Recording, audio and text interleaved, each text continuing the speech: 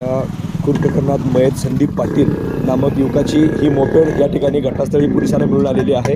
तुम्ही पाहू शकता, हीच ती मयत संदीप पाटील याची गाडी, याचा मृतदेह सध्या जयसिंगपूर ते जांभळी मार्गावर तसेच जांभळी गावच्या हद्दीमध्ये सापडलेला आहे। उत्तरनीय तपासणीकरता शिरोळ प्राथमिक आरोग्य केंद्राकडे मृतदेह पाठवण्यात आलेला आहे। घटनास्थळी पोलीस पथक या ठिकाणी पंचनामा करताना तुम्ही पाहू शकता, याच ठिकाणी संदीप पाटील नामक तरुणाचा कोणत्या तरी धारदार हत्याराने खून करण्यात आलेला आहे। या ठिकाणी संशयित आरोपींची गाडी देखील त्यांना या ठिकाणी घटनास्थळी पोलिसांना मिळून आलेली आहे।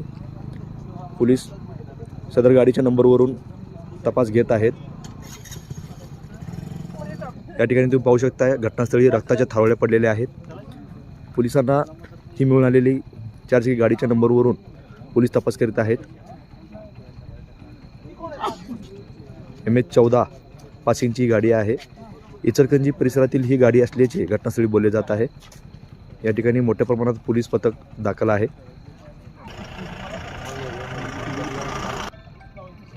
खून झालेले ठिकाण कोणत्या पोलीस स्टेशनची हद्द आहे यावरून काही काळ तपास यंत्रणेमध्ये तफावत निर्माण होत होती। मात्र सदरची हद्द ही शिरोळ पोलीस ठाण्याच्या हद्दीत येत असल्याने या ठिकाणी शिरोळ पोलीस तसेच जयसिंगपूर पोलीस देखील दाखल आहेत। खून झाल्याची घटना जांभळी परिसरात समजताच या ठिकाणी घटनास्थळी मोठ्या प्रमाणात बघ्यांची व नागरिकांची गर्दी होती। संदीप पाटील असे खून झालेल्या तरुणाचे नाव आहे।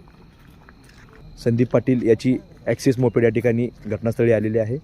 असे वाटते की या मोपेडला सुरुवातीला धक्का देण्यात आलेला आहे, त्यानंतर पाठीमागून वार करण्यात आल्याचे चित्र सध्या या घटनास्थळावरून दिसून येत आहे। MH10DY 8203 असे गाडीचे नंबर आहे, जी घटनास्थळीच आहे।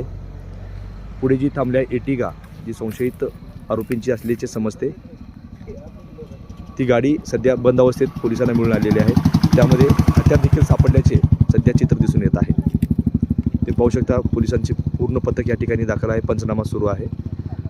उपविभागीय पोलीस अधिकारी ठाकूर तसेच शिरोळ व जयसिंगपूर पोलीस ठाण्याचे पोलीस निरीक्षक, गुन्हे पथकाचे अंमलदार या ठिकाणी घटनास्थळी दाखल आहेत। संशयित मारेकऱ्यांचा तपास घेण्यासाठी पोलिसांनी तपासाची चक्रे फिरवली आहेत।